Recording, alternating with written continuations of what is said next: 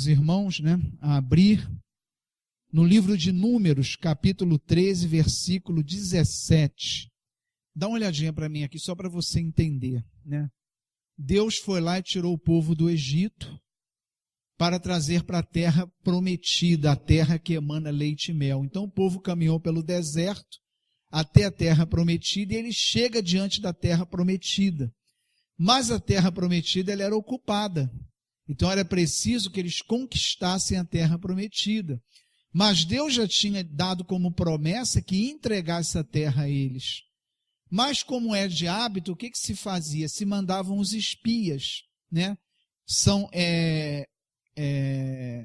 pessoas que vão de uma forma escondida dar uma olhada na cidade, ver qual o tamanho, quais as condições, para que não fosse feito um ataque de uma forma errada. Então a estratégia é você conhecer o inimigo para saber quantos soldados precisamos, é possível ganhar, não é? Eles têm fortaleza, quantos soldados? Então foram enviados espias, e esses espias voltam de lá, um pouco derrubados, dizendo que não teria como, vencer os inimigos, com exceção de Caleb e Josué, que disseram, não, Deus prometeu a terra, nós vamos entrar lá e ganhar. Mas a maior parte do povo ficou temeroso e não quis invadir, porque os homens lá eram de alta estatura e foram totalmente pessimistas, só viram os pontos contrários. E por mais que por mais que Caleb e Josué tentassem persuadir o povo, pela promessa de Deus a invadir a terra prometida, eles temeram. E Deus fez o quê? Como castigo, fez eles voltarem para o deserto, caminharam lá 40 anos, para que toda aquela geração morresse no deserto e só os seus filhos entrassem na terra prometida.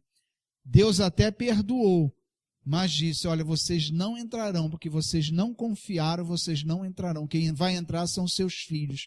Vocês vão voltar para o deserto, vão caminhar, e essa geração vai morrer no deserto, e os seus filhos vão entrar na terra prometida, com exceção de Caleb e Josué que confiaram no Senhor. Então, o texto que a gente vai ler aqui é dentro desse pano de fundo. Versículo de número 17. Quando Moisés os enviou para observar em Canaã, que era a terra prometida, disse, subam pelo Neguebe e prossigam até a região montanhosa. Vejam como é a terra e se o povo que vive lá é forte ou fraco, se são muitos ou poucos, se a terra em que habitam é boa ou ruim, se as cidades em que vivem são cidades sem muros ou fortificadas, se o solo é fértil ou pobre, se existe ali floresta ou não. Sejam corajosos, tragam alguns frutos da terra. Era a época do início da colheita das uvas. Eles subiram e observaram a terra desde o deserto de Zim até Reob, na direção de Lebo-Amate. Subiram do Neguebe e chegaram a Hebron, onde viviam Aimã, Sesai e Talmai, descendentes de Enaque. Hebron havia sido construída 7 anos antes de Zoan, no Egito. Quando chegaram ao vale de Escol, cortaram um ramo do qual pendia um único cacho de uvas. 2 deles carregaram o cacho pendurado numa vara. Colheram também romães e figos. Aquele lugar foi chamado Vale de Escol por causa do cacho de uvas que os israelitas cortaram ali. Ao fim de 40 dias, eles voltaram da missão de reconhecimento daquela terra. Eles então retornaram a Moisés e a Araão e a toda a comunidade de Israel em Cádiz, no deserto de Parã, onde prestaram relatório a eles e a toda a comunidade de Israel e lhes mostraram os frutos da terra. E deram o seguinte relatório a Moisés: entramos na terra a qual vocês nos enviou, onde manam leite e mel. Aqui estão alguns frutos dela. Mas o povo que lá vive é poderoso, e as cidades são fortificadas e muito grandes. Também vimos descendentes de Enaque. Os amalequitas vivem no Neguebe, os hititas e os jebuseus, os amorreus, vivem na região montanhosa. Os cananeus vivem perto do mar e junto ao Jordão.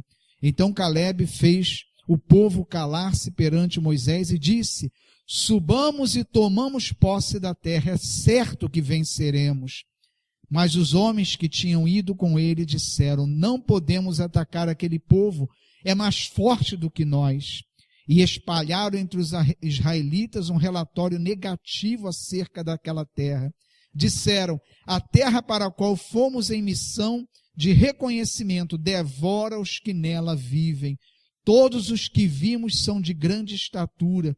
Vimos também os gigantes, os descendentes de Enaque, diante de quem parecíamos gafanhotos a nós e a eles. Naquela noite, toda a comunidade começou a chorar em alta voz. Todos os israelitas queixaram-se contra Moisés e contra Arão, e toda a comunidade lhes disse: quem dera tivéssemos morrido no Egito ou nesse deserto, porque o Senhor está nos trazendo para essa terra só para nos deixar cair a espada? Nossas mulheres e nossos filhos serão tomados como despojo de guerra. Não seria melhor voltar para o Egito? E disseram uns aos outros: escolheremos um chefe e voltaremos para o Egito. Amado Deus, nos abençoe, Senhor, tornando essa palavra um instrumento de transformação em nossa vida. Fala aos nossos corações, Senhor, e usa a minha vida segundo a tua vontade. Amém.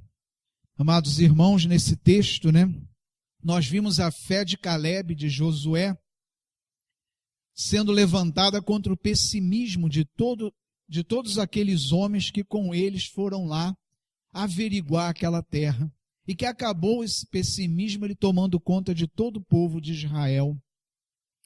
O pessimista, irmãos, é aquela pessoa que tem uma forte tendência de olhar para as situações e considerar tudo como um mal.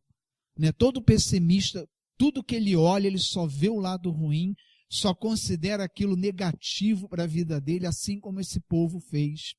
Deus havia prometido aquela terra, ela estava sob promessa de Deus, e Deus não falha na sua promessa, mas eles foram olhar e só viram dificuldades, só viram coisas negativas. O pessimista costuma sempre focar o lado negativo das coisas. Ou, se aquilo não tem um lado assim negativo, ele inventa o lado negativo para ficar mais confortável nos seus julgamentos, O pessimista, se não tiver nada ali que seja negativo, ele inventa, ele cria algo negativo, mas ele olha as coisas sempre pelo lado negativo. Enquanto Caleb e Josué falaram: olha, vamos invadir, que aquela terra é nossa, nós vamos ganhar. Eles só viram dificuldades, só viram coisas negativas. O pessimista, ele só vê coisas negativas. Se não tiver, ele inventa, mas tem que ter coisas negativas. O pessimista, ele geralmente tem dificuldade de reconhecer boas coisas, de elogiar pessoas, de dar o braço a torcer quando alguém é bem-sucedido, ou algo que faz, ou fazer algo com qualidade. O pessimista, ele tem essa dificuldade, Dificilmente, geralmente, ele tem dificuldade de reconhecer coisas boas, Isso é um grande mal, Deus, muitas vezes há cristãos que são pessimistas, só vê o lado ruim da vida. Senhor, me dá isso, por que eu estou passando por isso? E não vê o que Deus está fazendo na vida dele. Às vezes eu digo isso no culto de oração: irmão, você está trazendo um pedido a Deus? Talvez você esteja desanimado, mas você está de pé para trazer esse pedido aqui hoje. O problema que você está passando não te derrubou, Deus está sustentando a tua vida.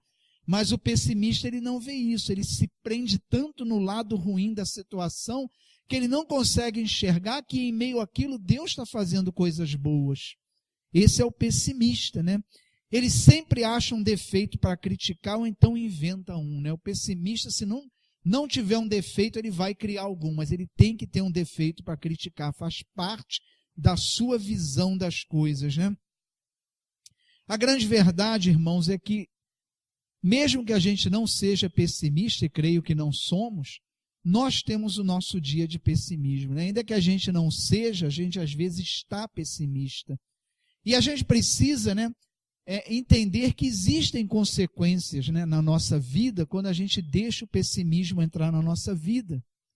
O cristão, ele não pode nunca ser pessimista, porque a gente está sob os cuidados de Deus. Então o pessimismo ele depõe contra a nossa fé e contra a certeza de que Deus está cuidando da nossa vida. E o pessimismo, ele traz 7 consequências que eu quero, muito mais, mas eu vou trazer aqui 7 consequências que o pessimismo traz para a vida do cristão. A primeira delas é o desespero, né?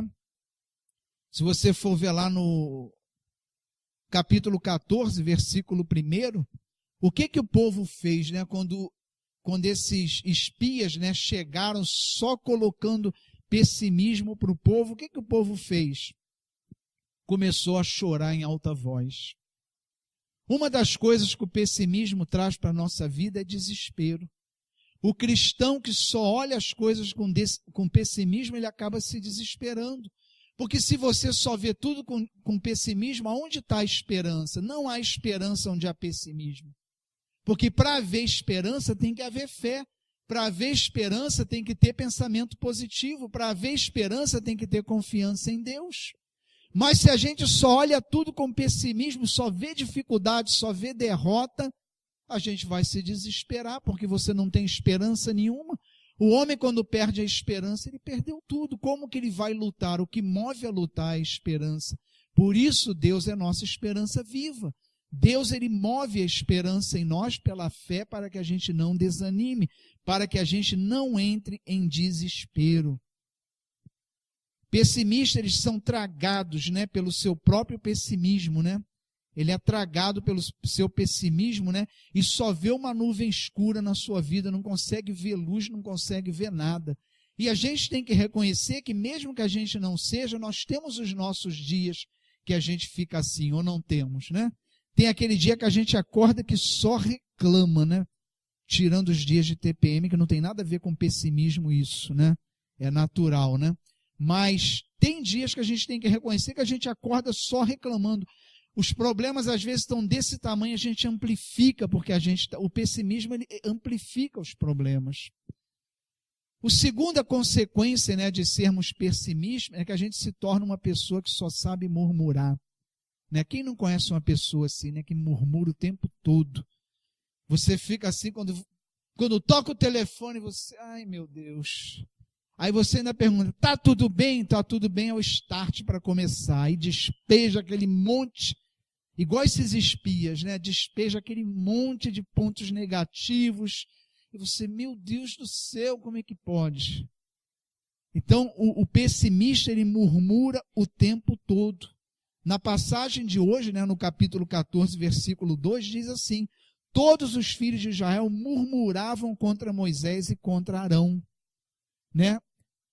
Sempre murmura o pessimista, né? Uma das características, uma das consequências do pessimismo é levar a gente a ficar murmurando. E vamos reconhecer, tem dia que nem a gente se aguenta, né? No dia que a gente está pessimista, nem a gente se aguenta, que a gente reclama, vê tudo negativo e é tão ruim. Mas a gente, como cristão, irmãos, a gente não pode deixar essas coisas entrar na nossa vida. A gente não pode tomar conta de nós. Cristão não pode viver murmurando. Cristão, ele tem que viver glorificando a Deus. Não que a nossa vida seja só vitória, não é não, isso é conto da carochinha. Vida de cristão não é só vitória não, Jesus não enganou ninguém. Ele disse, ó, no mundo tereis aflições, mas tende o quê? Bom ânimo, eu venci o mundo. Ele diz, vocês terão aflição, não é só vitória não, mas tenham bom ânimo porque eu venci o mundo. Ou seja, aquele que está conosco venceu o mundo. Então, não há por que a gente viver murmurando, porque a gente sabe que aquilo que estamos passando é passageiro. Nós sabemos que o Deus que está conosco, ele tem poder sobre todas as coisas e nós não estamos entregues às circunstâncias da nossa vida. Então, cristão não pode viver murmurando. É natural você comentar algo que você está passando, até pedir oração, é diferente de você viver murmurando. É bem diferente. A vida aquele que murmura o tempo todo, ele depõe contra a sua fé em Deus. Né? A pessoa pode falar, irmão, tá duro, tá, mas estou firme aí. Né? Tá um maninho lá passando uma aprovação, mas está firme aqui na casa do Senhor. E não fala com desânimo, né, da aprovação, fala, pastor, está uma batalha lá, mas a gente está caminhando. Isso não é murmurar, isso é você. Nós temos que reconhecer as nossas lutas, porque não é só vitória. Precisamos reconhecer as nossas lutas, às vezes até algumas derrotas, mas a gente não pode fazer ficar murmurando por causa delas. Uma outra consequência, né, do pessimismo é a ingratidão. O pessimista geralmente é sempre ingrato. Por ele não ver coisas boas, ele é ingrato, né? No versículo 3 aqui do capítulo 14, diz assim: e por que nos trouxe o Senhor a essa terra? Para cairmos na espada e para as nossas mulheres e nossas crianças sejam presas? Não nos seria melhor voltar para o Egito? Olha, no Egito eles eram escravos do faraó. E eles chegam só porque os espias foram pessimistas. Eles já chegam, para que a gente veio para cá então? Era melhor que a gente ficasse lá onde a gente estava. Lá eles eram escravos. E o pessimista é assim, na primeira coisa que acontece contrária, ele já vê o caos naquilo e fala, era melhor eu estar como eu estava. E a ingratidão diante de Deus, às vezes, falar, Senhor, se é para viver assim, então o que eu estou fazendo na sua presença? Por que eu vou à igreja? E a gente, às vezes, deixa de reconhecer o que Deus está fazendo na nossa vida, porque a gente está cobrando de Deus o que a gente acha que Ele deveria estar fazendo e não está fazendo. A gente, às vezes, está diante de um problema, Senhor, por que eu estou passando por isso? Porque você é carne, porque a gente vive num mundo que a natureza é decaída e aqui a gente sofre os sofrimentos da própria carne, porque o nosso corpo, ele está envelhecendo para morrer, nós vamos receber na glória um corpo glorificado, que não é esse é pó e ao pó ele voltará, e é natural a doença, nós não somos de ferro porque somos cristãos, estamos sujeitos à doença, estamos sujeitos a viver problemas que a gente vive em um mundo que é um caos. Então por que eu estou passando por isso? Porque você é humano, mas a diferença é que há um Deus sobre a nossa vida, a gente não está sujeito às circunstâncias, mas Deus está cuidando de nós. Então a gente não pode cobrar de Deus, né? Primeira batalha que surge, por quê? Eu sou cristão, minha vida tem que ser só vitória, e é isso que está sendo, que a gente vê aí na mídia sendo pregado todo dia.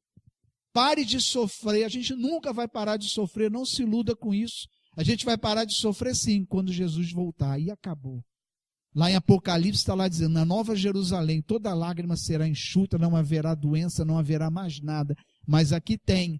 Então essa história de pare de sofrer, então quando a batalha vier, a gente não tem que cobrar a Deus, por que eu estou passando? E a gente vê pessoas, cristãos fazer isso. Por que eu estou passando por isso? O que eu estou fazendo aqui então? E é ingrato com a salvação que Deus concedeu. Não há nada maior que Deus possa nos dar do que a salvação, e isso Ele já nos deu. Nós somos devedores a Deus eternamente pela salvação que Ele nos deu, que não merecemos, ela foi dada por graça, favor imerecido, mas às vezes a gente se sente no direito de nos rebelar contra Deus, porque eu estou passando por uma situação e Deus não devia permitir eu passar por isso, porque eu sirvo na casa dele. Então, o que eu estou fazendo na sua igreja, meu Deus, se eu estou passando por isso? Aí é ingratidão aqui, né? Que todo pessimista, ele tem ingratidão.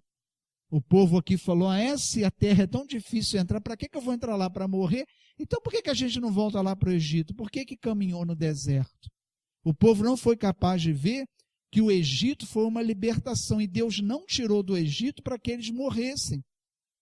Deus tirou-lhe do Egito para ele tomar posse da terra prometida. Mas às vezes as bênçãos que Deus promete para nós, a gente quer que elas venham fáceis, que elas caiam do céu. Se a bênção que o Senhor está dando, ela vem com uma batalha, ela vem com uma luta, a gente já não quer. Essa vitória sim, não quero não. Mas a própria palavra, quando você diz, Senhor, eu quero a vitória, você já está falando de batalha. Porque para ter vitória tem que ter uma batalha. A vitória é o quê? Você venceu uma batalha ou não. Se é dado sem uma batalha, então não é vitória, é um presente. É a graça, como foi a salvação, uma graça, favor imerecido. Mas o pessimista, né, ele já é ingrato. Então aquele cristão pessimista, ele chega, Senhor, eu pedi isso, e veio com essa batalha. O que eu estou fazendo então aqui na igreja? E age com ingratidão com Deus. Age com ingratidão. A gente não pode, diante daquilo, porque existe aí um louvor que todo está fazendo o maior sucesso, né? Se Deus fizer, é Deus, se não fizer, também é Deus. Ele é que é o Senhor, não sou eu. Não sou eu que digo a Deus o que vai fazer, mas é Deus que faz segundo o seu querer. Então eu não posso ser ingrato a Deus, assim como esse povo que achou que Deus tinha libertado do Egito para deixar que morresse diante da terra prometida. Deus não falha na sua promessa. Então, quando você é ingrato com Deus, você está desacreditando do poder de Deus na sua vida, e você, pior do que isso, está deixando de glorificar a Deus por aquilo que Ele já fez na sua vida. A gente não pode nunca ser ingrato com Deus, nunca, porque a gente nunca mereceu nada de Deus. Tudo que vem de Deus para nós é favor imerecido, é graça. Então a gente não tem o direito de ser ingrato com Deus. Uma outra consequência do pessimismo é a apostasia. O que é apostasia? Abandono da fé. Quantos e quantos cristãos deixaram a igreja por causa de uma batalha? Quantos? O pessimista, ele está diante do... O que o povo disse aqui? Lá em Números, capítulo 14, versículo 4, do texto que a gente leu, diziam uns aos outros: levantemos um capitão e voltemos para o Egito. Existem cristãos assim, quando os cristãos pessimistas, que diante da batalha, então vou largar tudo. Se eu estou aqui na igreja, estou servindo o Senhor e minha vida aconteceu isso, então para que eu estou aqui? Vou largar e vou embora. Ah, se a igreja não é aquilo que eu esperava, não está atendendo às minhas expectativas, então eu não vou ficar aqui. E a gente esquece que a gente entra na porta da igreja para servir a Deus e para servir aos nossos irmãos, não para ser servido pelos irmãos ou servido por Deus, mas a gente entra aqui para servir. E todos nós servindo, acabamos que servimos uns aos outros, mas o espírito que a gente tem que entrar é de servos, e não de alguém que é para ser servido. Mas muitas pessoas, quando chegam diante de uma provação, abandonam a fé. Porque entram achando, não, o seu caminho com Deus, tudo tem que dar certo. Seu caminho com Deus, nada pode dar errado na minha vida. E na primeira provação, abandona a fé e vai embora. Apostasia. Essa é uma consequência também de quem é pessimista. Porque o pessimista, quando ele entra na igreja e ele se depara com a dificuldade, aquilo para ele é o fim do mundo, é o caos. Eu lembro, irmãos, quando eu comecei a lidar com os bastidores da igreja, né, porque a gente acha que a igreja tem que ser todo mundo perfeito, santo no sentido de ser separado para Deus. Mas aqui não tem ninguém perfeito, não. Se eu pudesse, eu botava uma placa lá fora. É proibido a entrada de perfeitos. Aqui não é lugar de perfeito. Ninguém aqui é perfeito. Mas muitas pessoas, às vezes, entram na igreja achando que aqui todos têm que ser perfeitos e santos no sentido de não ter nenhum pecado.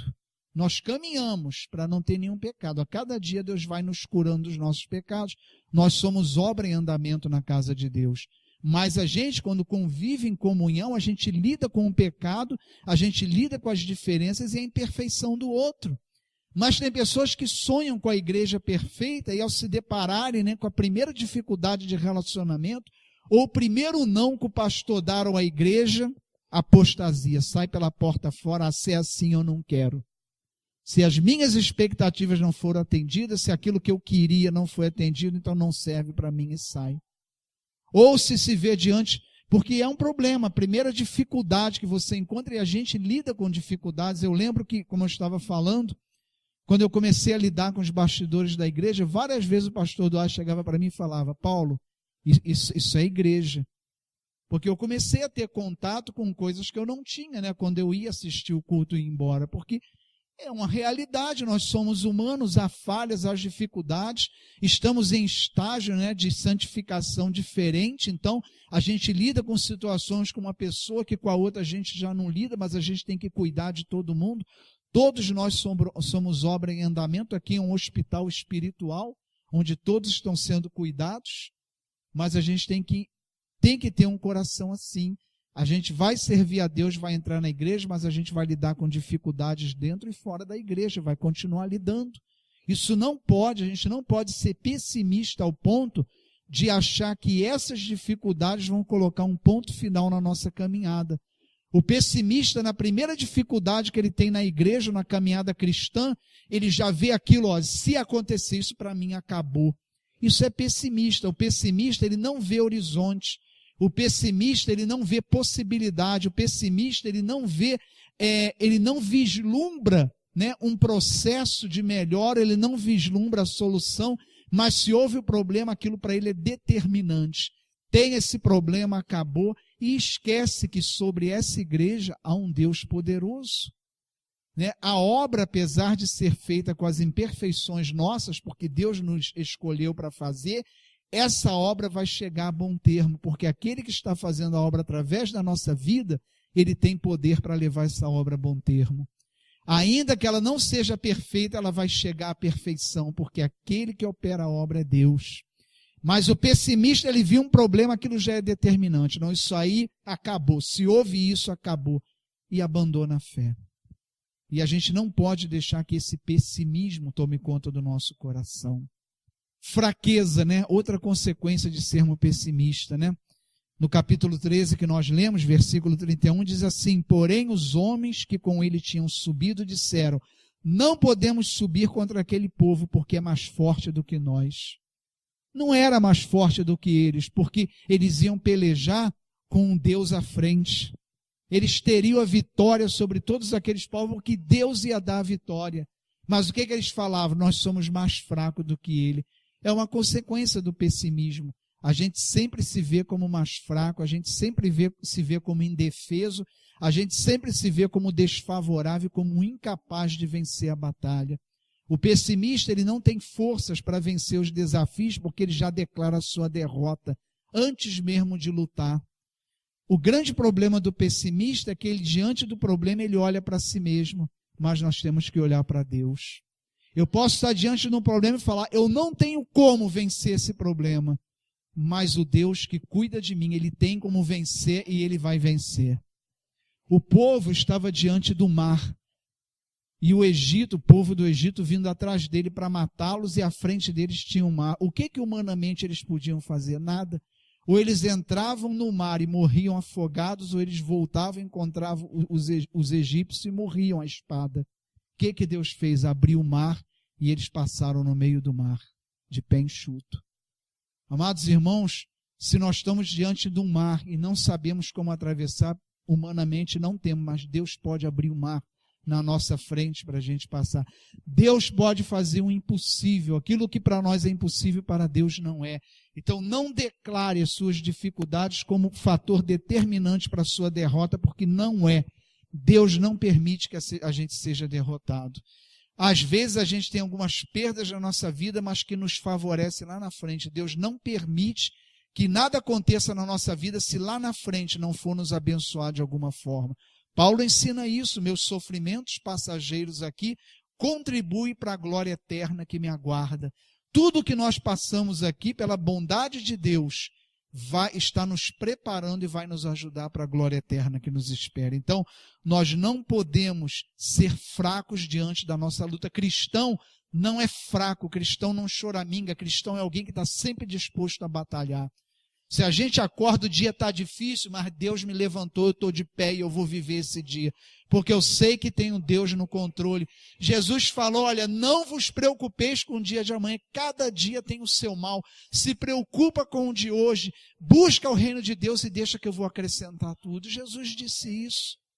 Mas às vezes a gente quer batalhar batalhas que não são nossas, que é só Deus que pode batalhar por nós.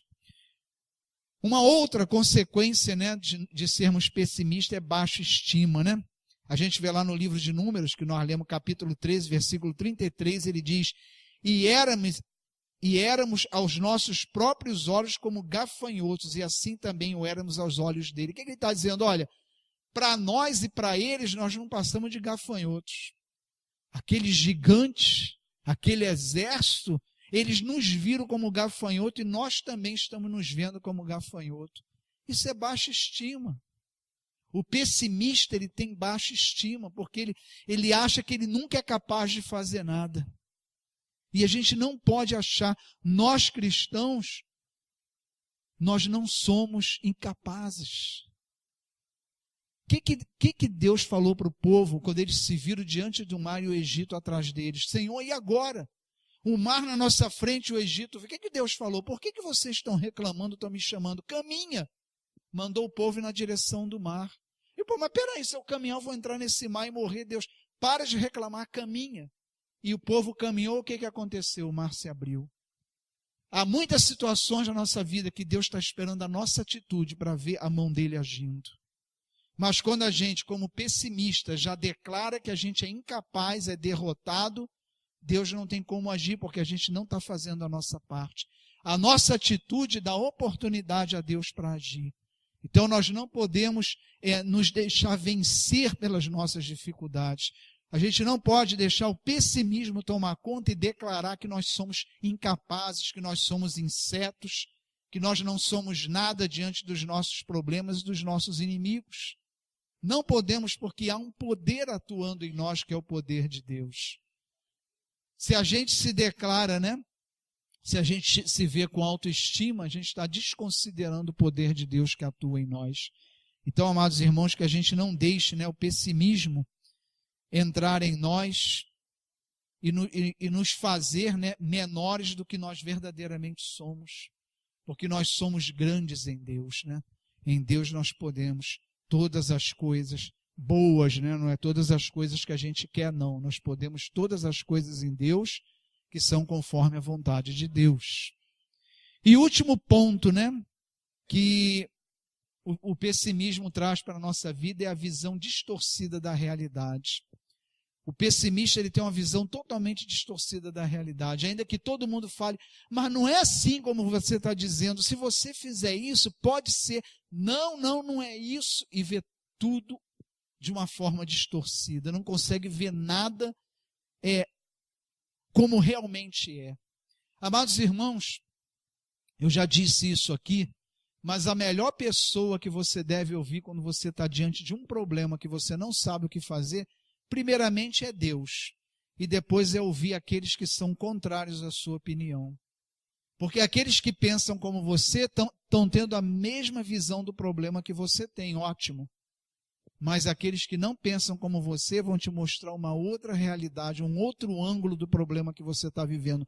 Mas a gente não quer escutar quem discorda de nós.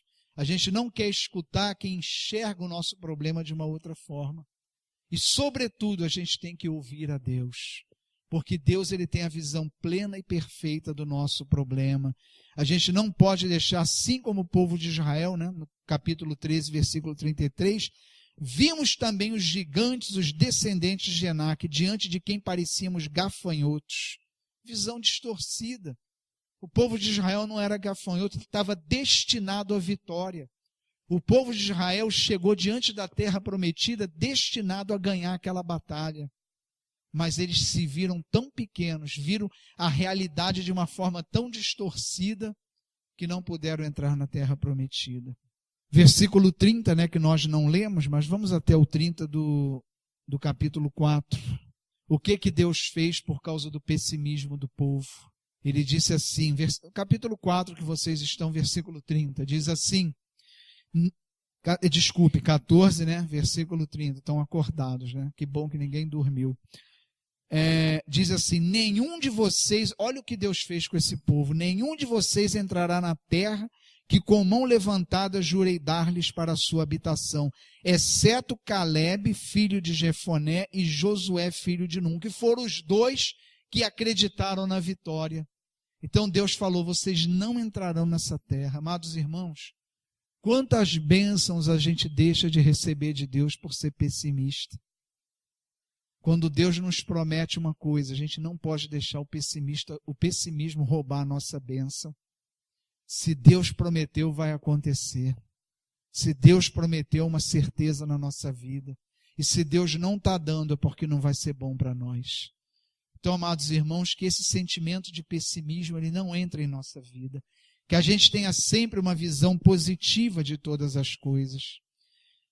A visão é negativa das coisas, o pessimista é para aquele que está limitado às circunstâncias. Então, se as circunstâncias, elas que me limitam, então, e as circunstâncias na minha vida são todas negativas, então se justificaria o pessimismo. Mas nós cristãos servimos a um Deus que não está sujeito à circunstância. Deus faz as circunstâncias serem favoráveis se for preciso. Deus faz acontecer o que aos nossos olhos nem tem mais como acontecer, é impossível, porque Ele tem poder para fazer isso. Então, não podemos ser pessimistas servindo ao Deus que nós servimos, não temos como. Ser pessimista diante do Deus que nós servimos seria renunciar à nossa fé, seria ser ingrato com Deus e abrir mão da nossa fé. Nós precisamos sim. Vamos encarar problema? Vamos. Muitos aqui estão passando por batalhas, por desertos, mas não desanima com isso não, porque pode estar difícil, mas Deus está te sustentando. Pode estar difícil, mas quando as ondas baixarem, você vai ver o mar calmo. Deus tem poder para sustentar o nosso barco na tempestade. Deus tem poder. Então, no momento de dificuldade, não olhe para você mesmo, olhe para Deus. Né? O mundo gosta de falar esse ditado, né? Não mostre para Deus o tamanho do seu problema, né? Mas mostre para o seu problema o tamanho de Deus. É muito bonito, mas na prática é tão difícil de fazer, né? E a gente precisa todos os dias mostrar para os nossos desafios o tamanho do Deus que a gente serve. Que a nossa oração, irmãos, diante de Deus nos dê descanso. Essa é a oração de fé. Que a gente, ao colocar diante de Deus as nossas batalhas, a gente possa descansar sabendo que Deus é o Senhor. Amado Deus, o Senhor nos deu uma semana abençoada. Que possamos, Senhor, pela palavra de hoje, olharmos com otimismo para os desafios da nossa semana. Que o Senhor nos proteja de todos os perigos, mas que, sobretudo, o Senhor nos guarde de todo o mal. Que a bênção de Deus Todo-Poderoso, Pai, Filho e Espírito Santo, desça sobre nós, sobre as nossas famílias e permaneça para sempre. Amém. Vamos em paz e que o Senhor nos acompanhe. Amém. Boa semana para todos.